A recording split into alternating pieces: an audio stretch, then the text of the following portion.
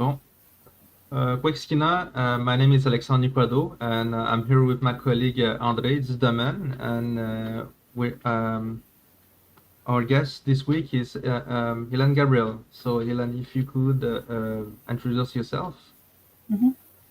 Yeah, saya gusto ko yung Katsi'tsakwas na YouTube tanong ganyan to. Ganyan kahagagan do te tanong Kanehsatà ganagade. Nyao chitas kugarawi André, and my Mohawk name is Katsi'tsakwas, which means picking up flowers. I'm Turtle Clan, and I'm Ganyak Kahaga or Mohawk from the community of Kanehsatà, which is 62 kilometers northwest of Montreal. Ellen, we are really happy to have you with us. You recently studied in New York City and in film production, and can you speak about it? Because we know that first you study arts at Concordia when you were very young, and now it's like another art that you are taking in your life. Yeah, I studied documentary filmmaking at the New York Film Academy, and it was during the pandemic, so it was by Zoom. I had one in-person class and went for my graduation, but other than that, everything was by Zoom. And it's basically to sort of expand on my artistic skills, because I use my art in my documentaries, and to tell our story from our side, our perspective, which I think is really important, and not just making people aware, but as a legacy for the youth and future generations coming to know what we went through and what our perspective is. And also we are very happy because the jury of the Montreal First Peoples Festival this year gave to your film the best Canadian short. Can you speak about this film in particular? Yeah, well, I was very honored to receive that from the Présence Autochtone Film Festival, and it's called Kanehsatà, which is when the pine needles fall, and it's about most of the film is about July 11th, 1990, which was the first of 78 days of a siege of our community. And it's the role of the women, what the women faced when they went to meet the SWAT team, the importance of the land, why land is so important to us, and just a really tiny bit of our origin, who we are as Oklahoma peoples, part of the Iroquois Confederacy, and those things are really important to lay the foundations of a story. This is who we are. This is where we come from. This is why, we made a blockade on March 9th in 1990. And, it was a very difficult time, very challenging time for many people. But it also, for me, I think it was important to talk about those first few hours, because those first few hours set the stage for where we are today, in the sense that from our testimony at a Senate Standing Committee, or Parliamentary Standing Committee, we recommended the Royal Commission on Aboriginal Peoples. And so from there, the Royal Commission revealed a lot of stuff. So it's recognizing the people who stood up for the land, the women who stood up for the land, and the men, and why it's really important to reclaim that narrative and express ourselves in a way that people can understand. I guess in a way humanizing us, because we were dehumanized by the government by the police forces and the Canadian Army. So, it's a traumatic experience. Most people, I would say probably everybody, had post-traumatic stress from that. And so today in the community, we're experiencing, trauma reactions. So we have a long way to go for our community to heal. So this is, I think it's going to be like a series of films that I would like to do to talk about my community, which is it's the oldest community of the Kanehsatà people in existence. That's still a community in that sense. Mm-hmm. Do you feel that the woman role in Indigenous resistance and Indigenous culture is not really present in the medias and the narrative? Because several films, documents, and books have been made on the so-called Oka crisis. Mm-hmm. And now you arrive with this particular perspective. Do you think you are filling a place that has been forgotten? Yeah, that's a good question, because we as Indigenous people, we're always fighting the stereotypes said about us, and to bring back, that being president of Femmes Autochtones Québec, you become more aware of how little respect or validation is given to Indigenous women's leadership. So for us as a matrilineal culture, our clans come through our mothers, right? And in our culture and our protocol and our laws, it's the women that hold title to the land. But I think because history has been told by a paternalistic society, that perspective of the importance of the men, that's fine. But there's always, this paternalistic view that the women were just there to cook. When women were actually on the battlefields, as either as medics, you want to call them medics, medicine people,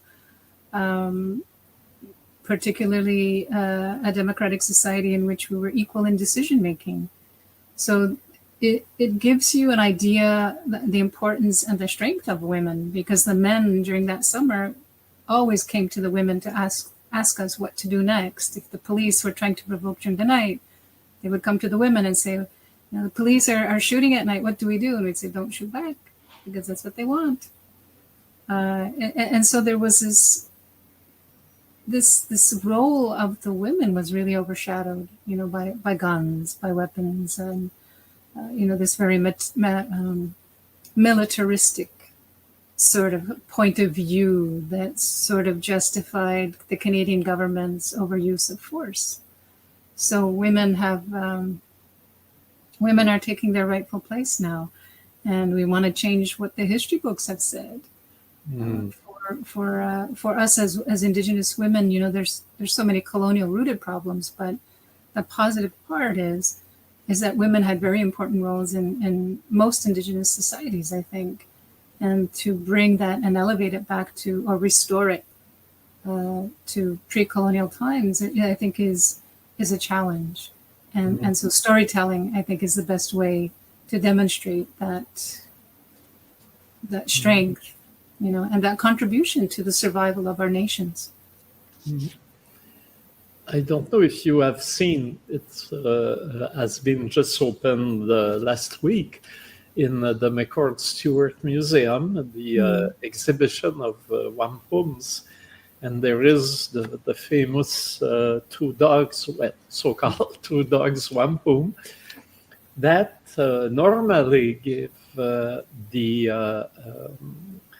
recognize the territory of the Kanehsatà to the Mohawk community. And it has never been recognized by the colonial law.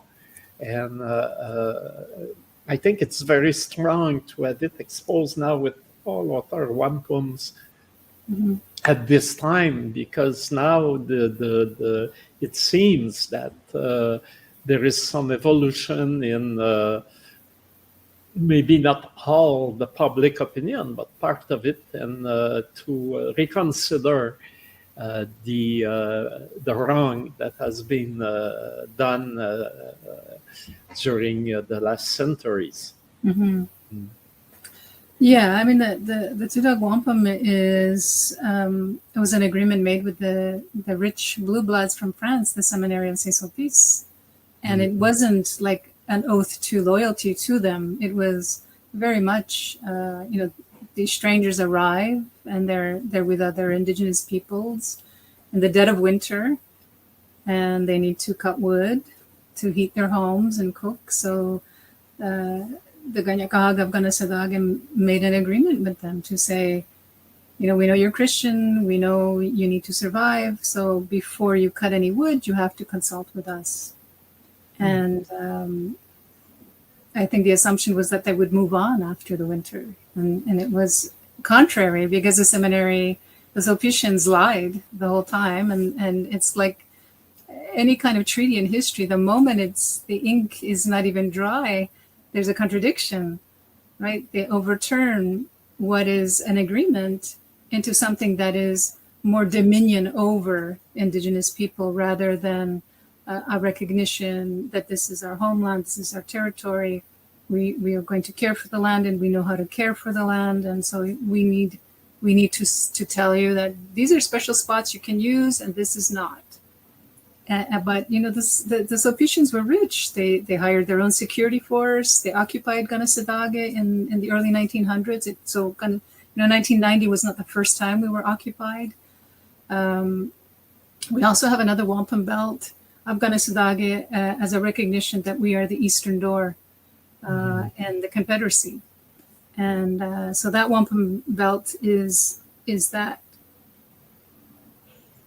memory of how long Kanehsatà have been part of the Confederacy before contact. And I'm glad that I'd like to go see it. I mean, we already have a replica here in our cultural center, but I'd like to go see the wampum belts and the McCord. Yes, we can.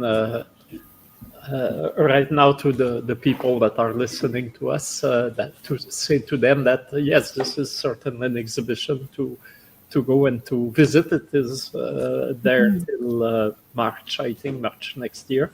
Okay. And the indigenous individuals can access for free at the museum. So that's a good opportunity to connect with a important part of our history and our cultures. Exactly. Yeah. Were you? New York was a Mohawk territory too, and how it felt to be studying in New York when you are at home in Kanehsatà. Yeah, I mean, New York is always an exciting city to visit, and there's so much going on. It's aside from Los Angeles, it is the hub of many artistic endeavors, including film. And when I did go, I did see some filming being shot at night on one of the streets. But I don't know if you've ever seen pictures of what New York City or that island must have looked like before contact, right? Beautiful wooded areas, farms, cornfields, and indigenous people living there off the land. And then when we see this concrete jungle, it's amazing what happens in 500 years, essentially. But New York has a very distinct spirit to it. There's a Native American community house that's there as well, and it's a melting pot. of different cultures. So it's always exciting to visit New York. Yeah, and even those buildings and skyscrapers, a lot of them have been built by the Mohawk workers that were working on the structure of the skyscrapers. Yeah, the ironworkers. I mean, there's a long and proud history of Mohawk ironworkers working on the skyscrapers. A lot of them worked on the two World Trade Centers. You know, there's men that are still alive that worked on those buildings, and even before that. So, yeah, Mohawks helped, and Indigenous men helped to build New York City. So. Right. And people are very proud, you know, people in the communities are very proud of that history. And it comes from, you know, this sort of unbelievable balance that the men had walking these beams, you know, hundreds of feet in the air without any harnesses. It's, you know, as our people evolve, you know, perhaps we're not as adept as our ancestors were, but there's still, you know, many Mohawks that are there working in the city and ironworking, but we've left our mark there through them. Yes, it was also a way to appropriate the changing world and keeping a feet, if not on the land, over the land. The traditional land of the Mohawk Nation. Mm-hmm. Yeah, the fearlessness. I mean, I know I couldn't do it, but the fearlessness of some of them that are able to walk those high beams and work without that fear of heights. That's something to be greatly admired. And I've heard stories that they worked with a lot of Italian men. And they would teach them Kanehsatà. You know, so what the signals that they were sending to them, they would teach the Italians words in our language, and that was the way that they worked together. So it's quite a partnership in a sense. Yeah, and a famous Italo New Yorker, Scorsese, just made a film about the Osage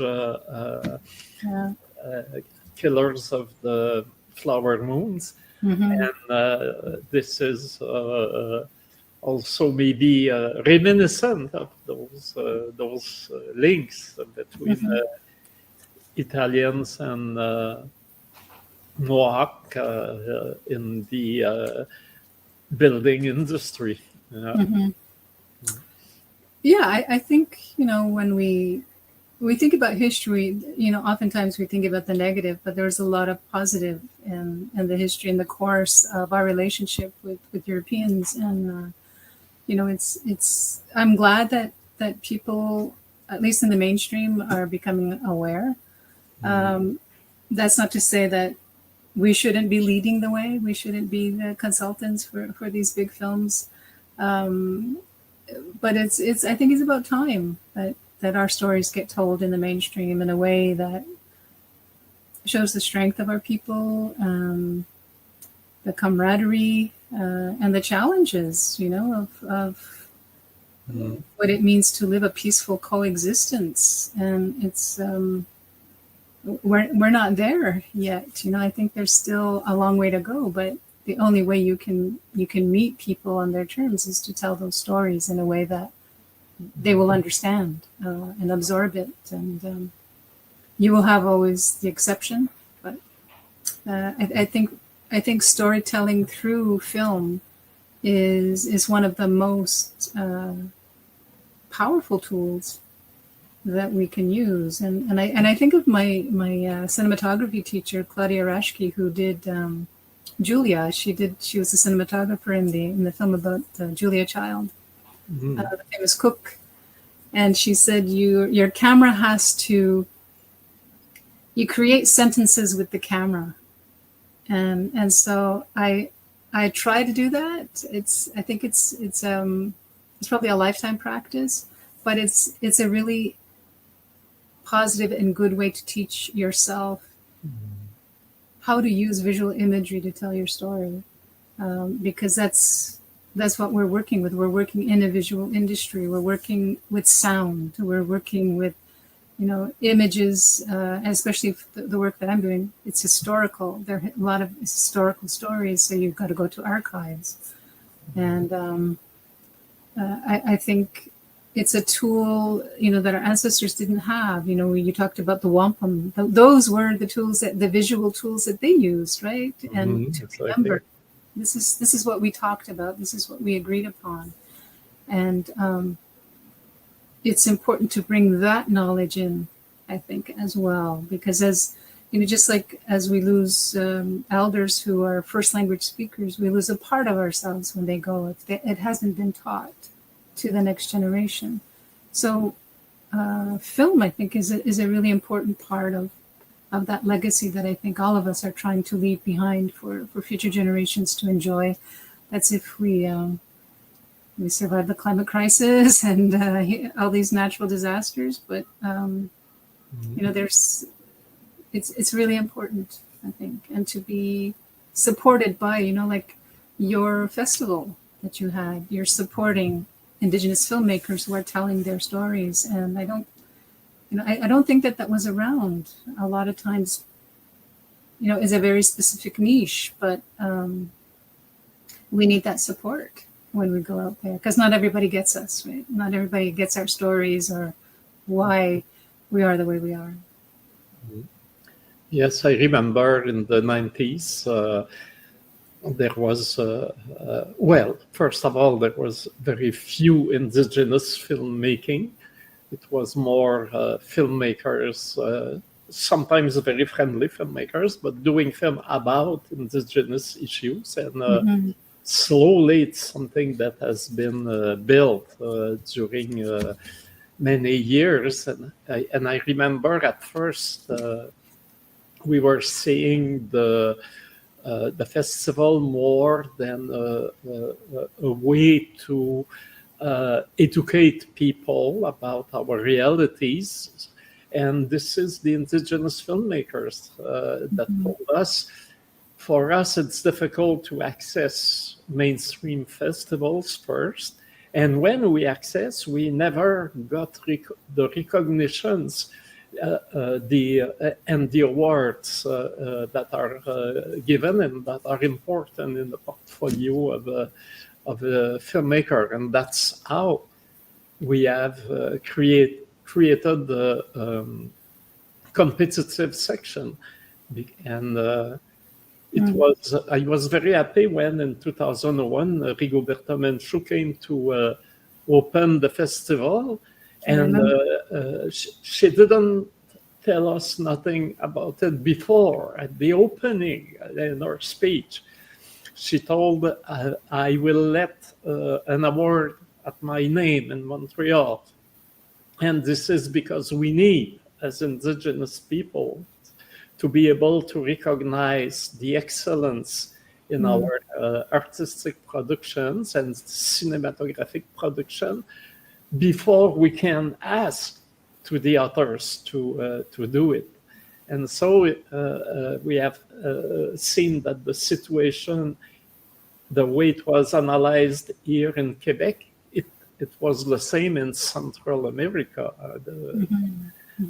This invisibilization, as they say in Spanish, of the Indigenous peoples by ignoring and marginalizing the Indigenous arts. Yeah, I mean, it's similar in fine arts, I think. We're put into categories as if our art is inferior to anybody who is not Indigenous. And, I remember being at your film festival when Rigoberta Menchú did that. And, it's an amazing thing. It's an amazing thing that and think of all the hard work of people like yourself to bring a festival like this into reality and to expose the public to all the different stories. I mean, it's a lot of work. It takes a lot of energy. It takes a team, right? And I think that we have come a long way in the last 33 years. And it's so exciting to see that. You know, there's young filmmakers and then filmmakers like my age and my time of life. I think for myself as an artist, I graduated in 1990, just before the crisis. And, you know, as a human rights advocate, environmental advocate, we are marginalized as Indigenous people and viewed as being against what's called progress, right? So it's challenging for us to have our voices heard, and film or the arts is a really beautiful way to get those stories heard, to acknowledge the talent that is in Indigenous communities that has always been there, but just needed the support. They just needed that little extra nudge and support to get to where we are today, to have Indigenous artists of all kinds, of all fields recognized, just as important as those who are considered mainstream. Well, you know, we have one of your pieces in our office. Yes. Gabriel, on va montrer la toile. Yeah, I will ask Gabriel to help me. I will show it to you. It's just there. I'm glad it's in a good home. Yes, we. OK. Il faudrait juste montrer qu'on puisse voir la toile. So that's a tribute to Anime Akwash, who was yes, exactly, in the American Indian movement and was killed. This is the. There she is. Oui. Oh, I'm so happy. I'll have to come to your office someday soon, André, just to say hello. Yes, and to reconnect with those with this very strong painting, and we are really happy to have it in our office, and we are thinking about you, about the Mohawk resistance, but also about Anne May Akwash, this Mohawk. This Mi'kmaq woman with a tragic destiny. Yes. And this is also a painting about the role of the woman in the Indigenous resistance. Yes. Yeah, I think that, this is a story of, and I think that it goes true with any kind of resistance movement, that it's possibly the fear that is instilled, that people act so crazy. And then, one of the things that I've learned over the years is that trauma makes you not feel, not trust, not to speak, in the sense of, if I have a problem with you, I'm going to say it. I'm not going to kill you for it. I'm just, we've lacked that part of those ancestral teachings that teach us how to address each other in a way that is respectful. And, the tragedy of Anne May Akwash, she had two young daughters. I met one, Denise, and, we forget sometimes in the resistance movement, because there's a goal, there's an aim, but we forget about our humanity sometimes.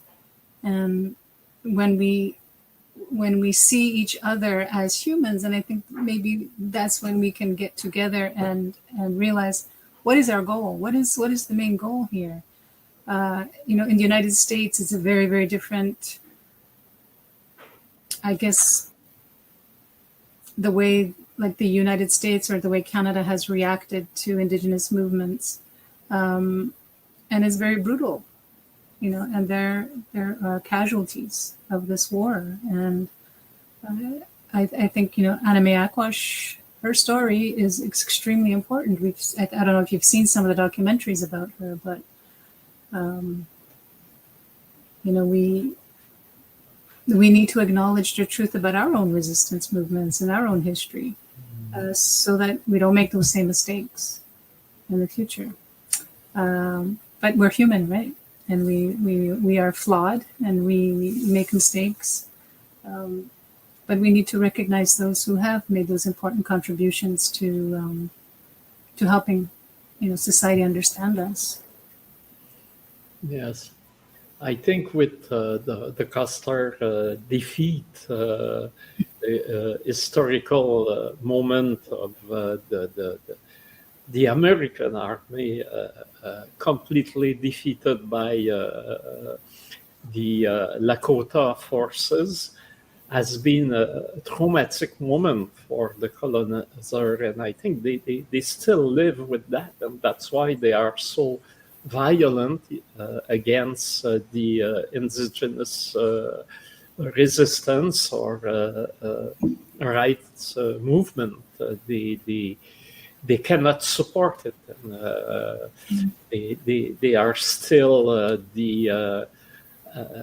there with their big guns and the FBI, and they really want to fight violently against any affirmative movement, human rights movement.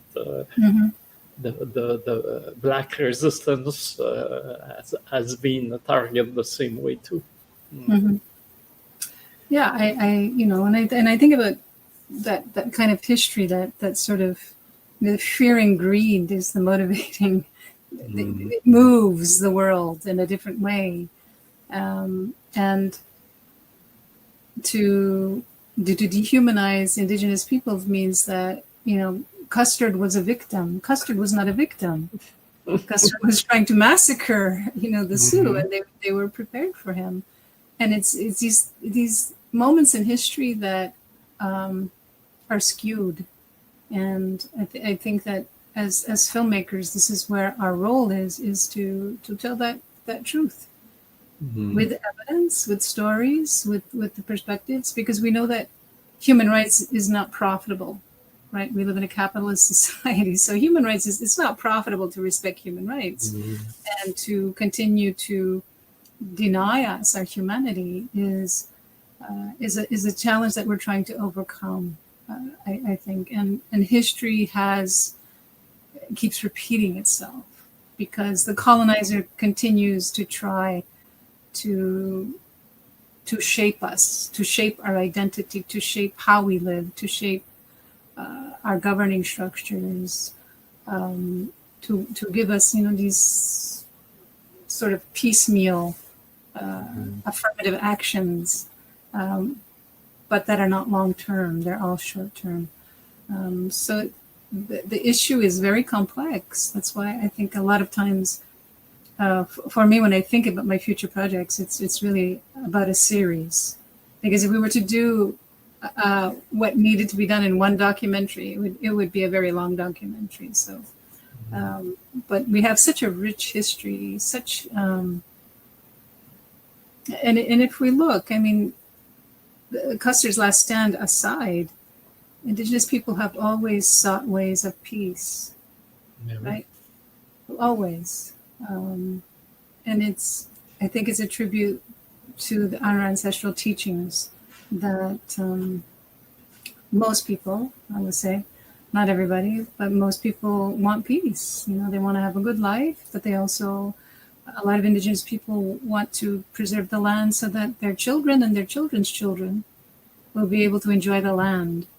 And that's something that is part of that human rights framework that we need to continue to push. And because if we just say it's our right, people don't understand it. They think, you were conquered.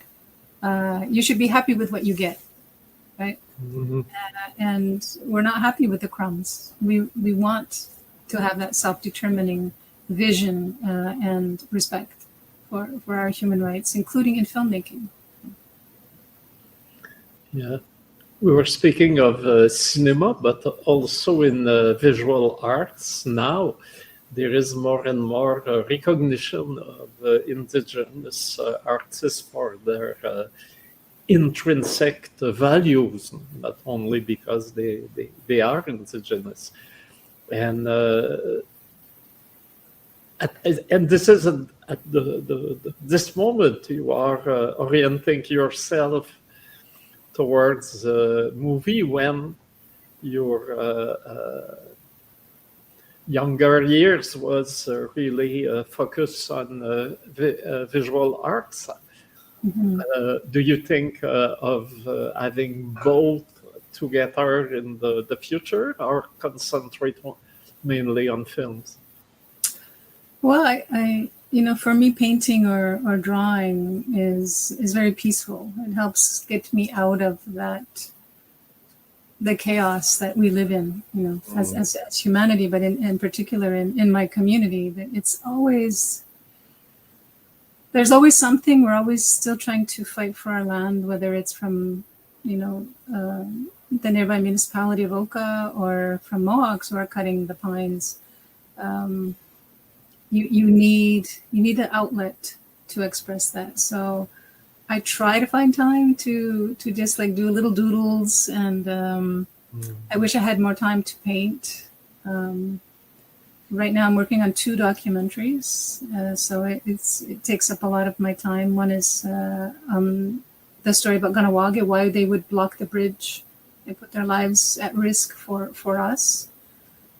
So I'm calling that one Oyak Gundu, which is hanging tobacco.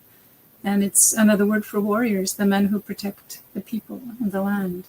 Mm-hmm. And then the second one is a celebration of 100-year anniversary of Deskahe, who was the Cayuga chief who went to the League of Nations in Geneva in 1923.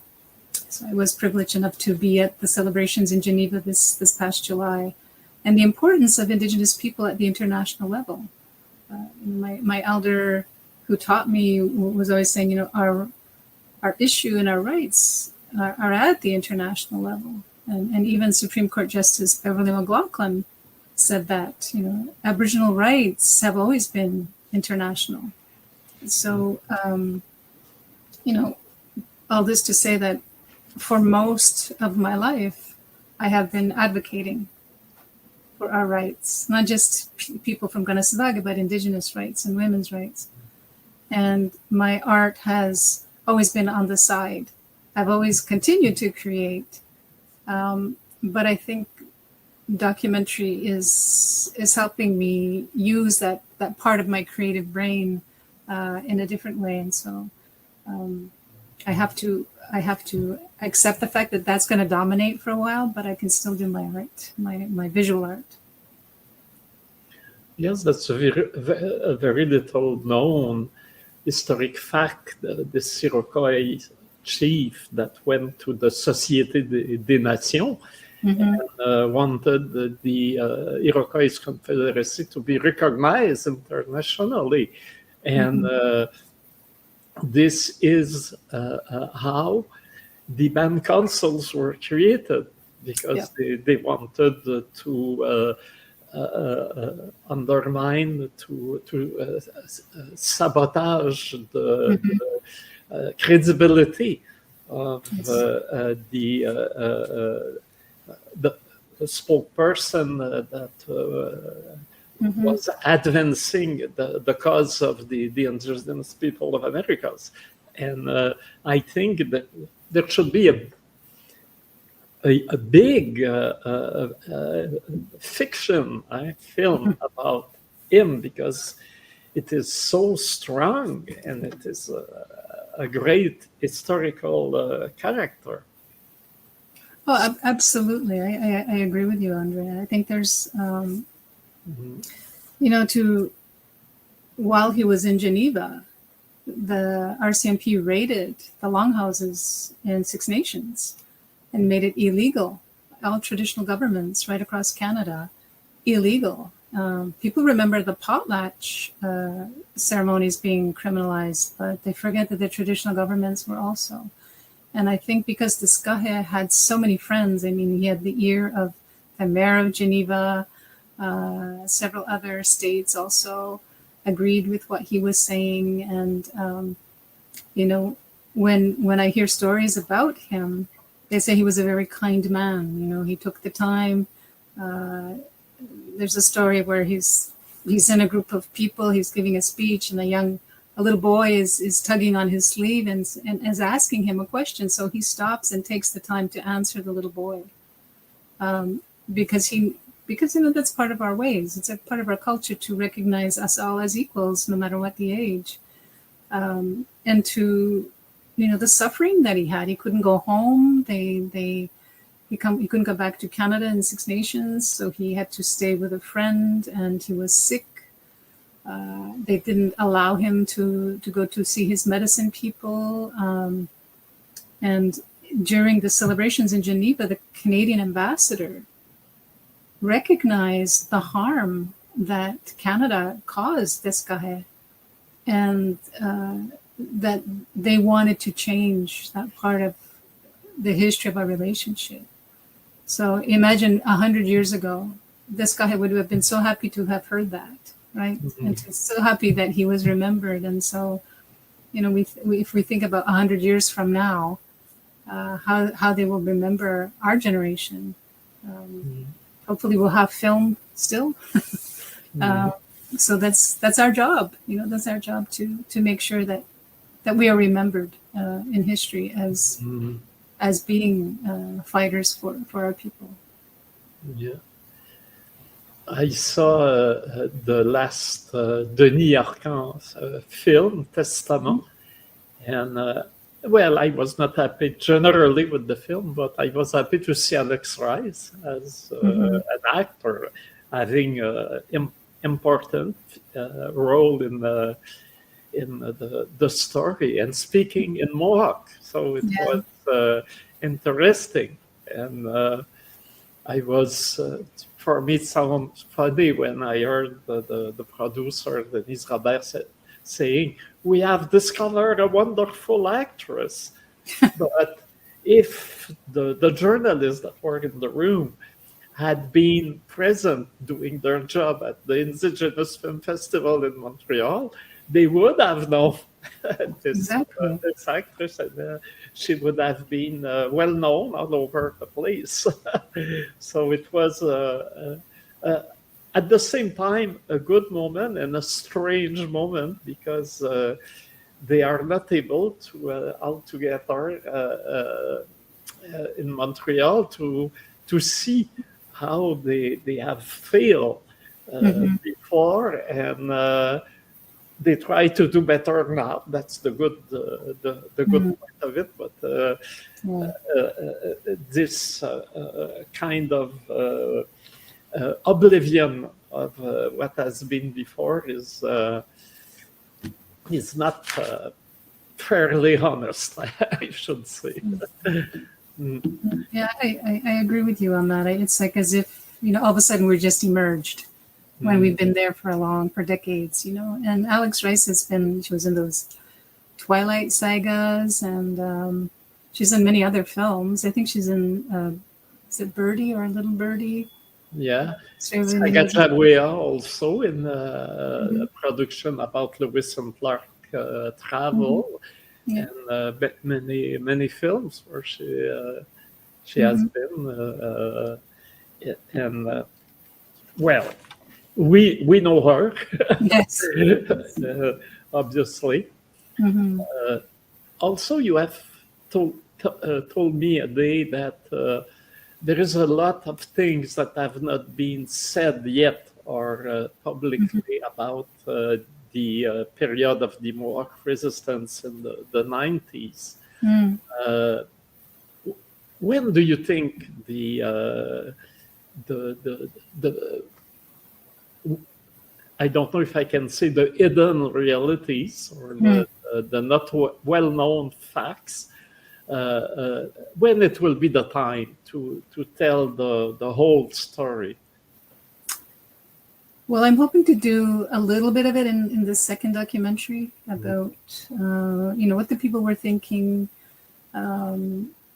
I found this wonderful clip in the CBC archives. CBC has been very gracious in allowing me to enter the archives.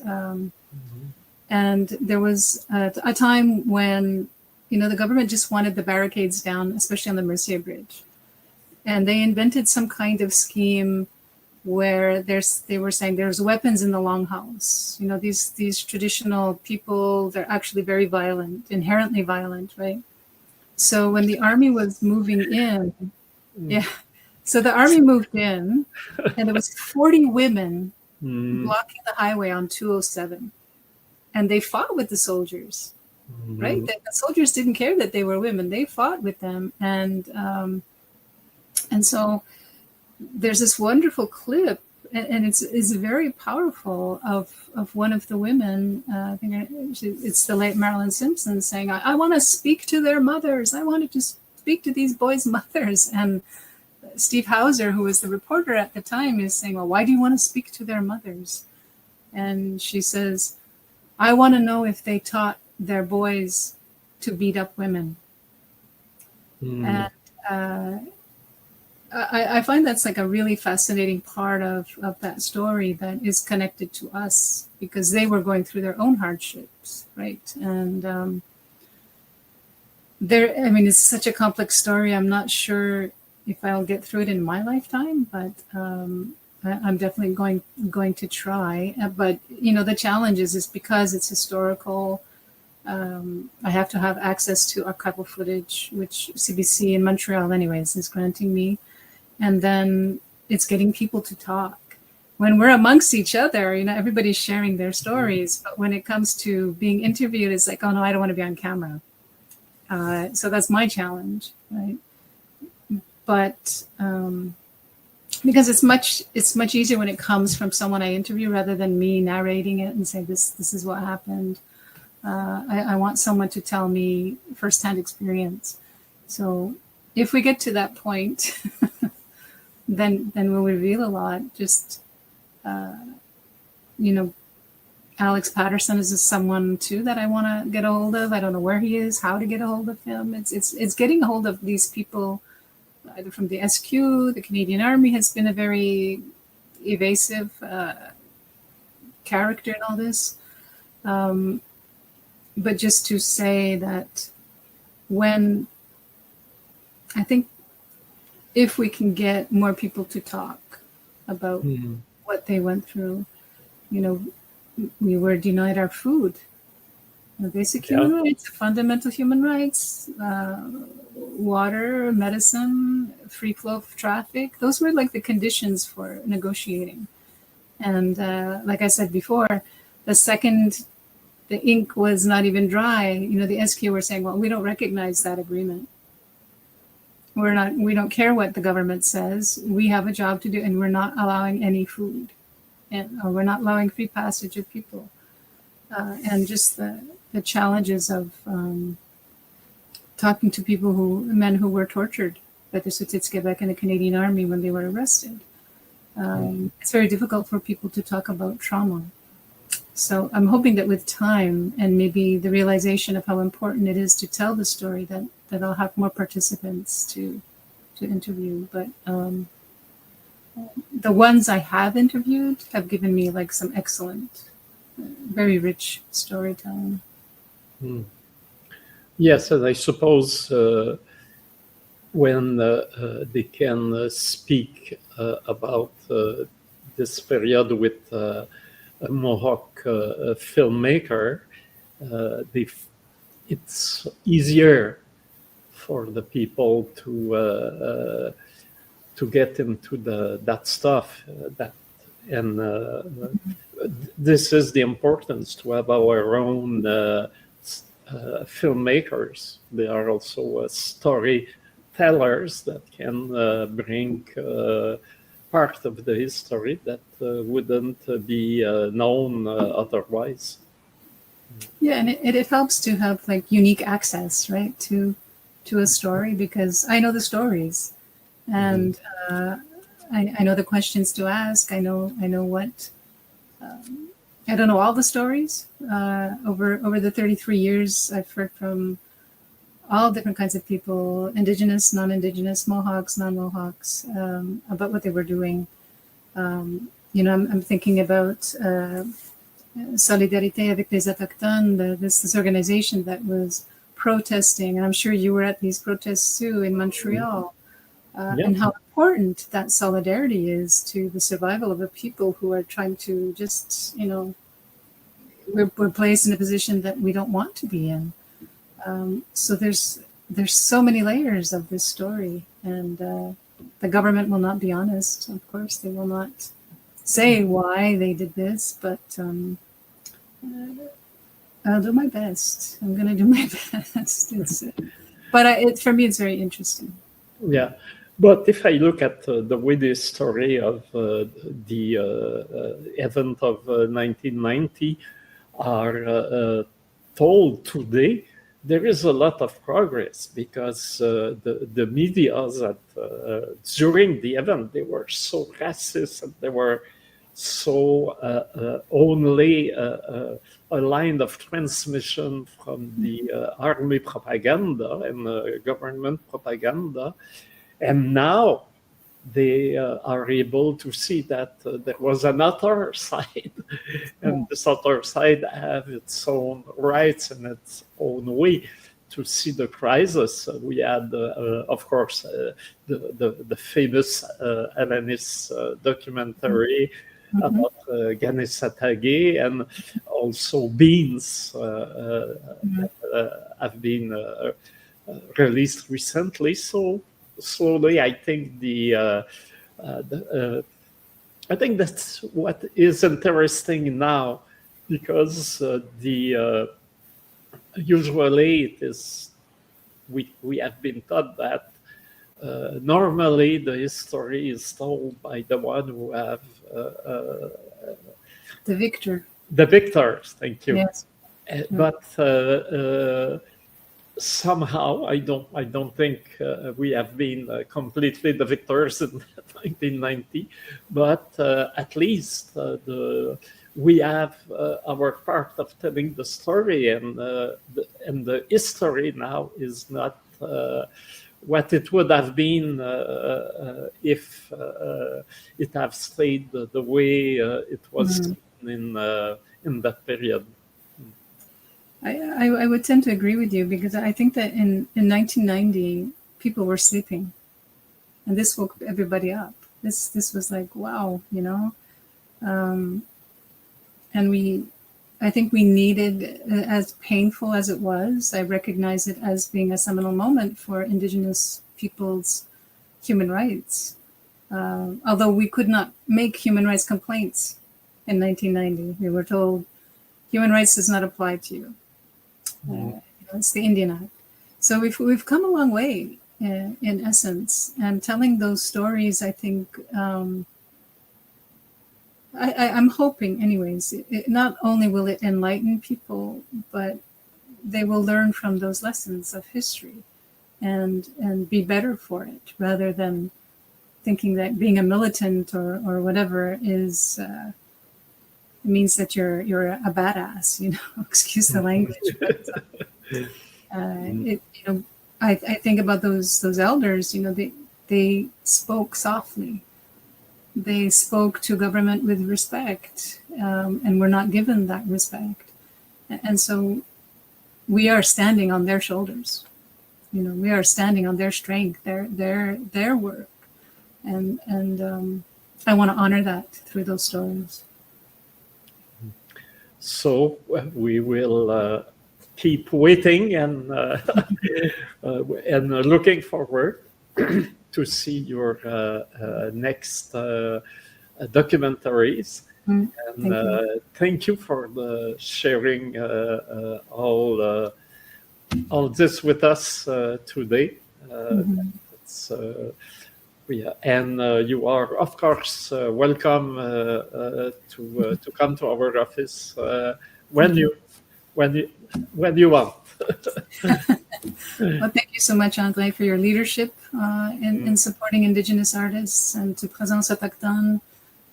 I'm so grateful for the award, and I'm also grateful for you inviting me to this podcast. And